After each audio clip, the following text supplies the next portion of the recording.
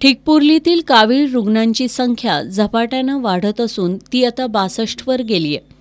इथल्या प्राथमिक आरोग्य केंद्रात कावीळचे रुग्ण मोठ्या संख्येनं उपचारासाठी येत आहेत। वाढती रुग्णसंख्या पाहून तहसीलदार अनिता देशमुख यांनी गावाला भेट दिली।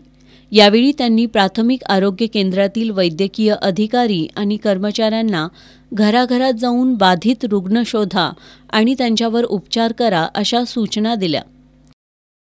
प्राथमिक आरोग्य केंद्राने नेमलेले आहेत आणि 10 टीमद्वारे गावातील सर्व कुटुंबांचे सर्वेक्षण चालू आहे। गावातील सर्व लोकांना पाणी उकळून प्या, तसेच क्लोरिनेशन सगळ्यांचे चालू आहे। ग्रामपंचायतीने ज्या एअर वॉलबद्दल शंका होती की ज्याच्यामुळे पाणी हे झालेलं आहे, दूषित झालेला आहे, तर तो ग्रामपंचायतीने हॉल बदललेला आहे। सध्या गावातील 62 जण कावीळ बाधित असून 148 रुग्णांचे रक्त नमुने तपासण्यात आलेत। काही रुग्ण कोल्हापुरातील शासकीय आणि खासगी रुग्णालयात उपचार घेत आहेत, तर 20 रुग्ण ठिकपुर्लीत आहेत। कावीळची साथ आटोक्यात आणण्यासाठी आरोग्य यंत्रणा सतर्क झाली आहे। गावात घरोघरी जाऊन आरोग्य सेवकांनी सर्वे सुरू केलाय। तसंच पाणी गाळून आणि उकळून पिण्याच्या सूचना ग्रामस्थांना देण्यात येत आहेत।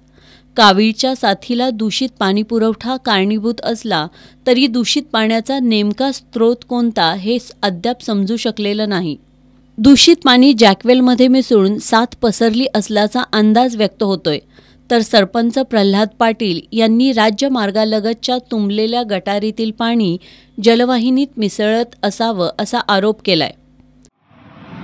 गेली 4 महिने सातत्यानं आम्ही PWD रस्ते विकास प्रकल्प यांच्याकडे मागणी करत आहे, तरी पण गटर मागणी नंतर पेंडिंग कामे पूर्ण व्हावीत यासाठी आम्ही कलेक्टर ऑफिस असू द्या, त्यांच्या संबंधित ऑफिसला असू द्या, आम्ही पत्रव्यवहार पूर्णपणे 4 महिने सलग करत आहे। सांडपाणी तिथं तुंबलेलं असून तेच पाणी पाईपलाईनमध्ये जात असल्यामुळे साथ पसरले असेल अशी शंका आहे।